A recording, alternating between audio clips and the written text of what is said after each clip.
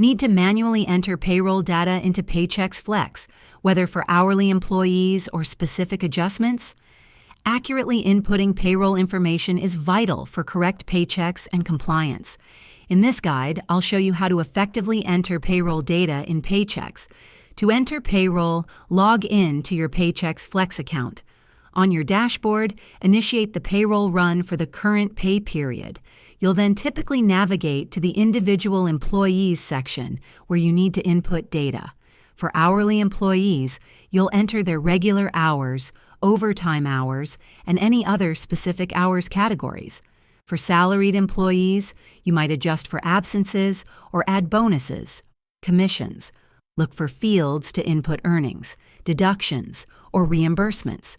Finally, review all entered data carefully for each employee before proceeding. Paychex allows you to double-check totals and individual line items.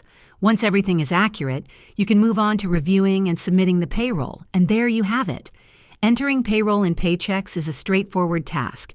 If this video was helpful, give it a thumbs up and subscribe for more tips.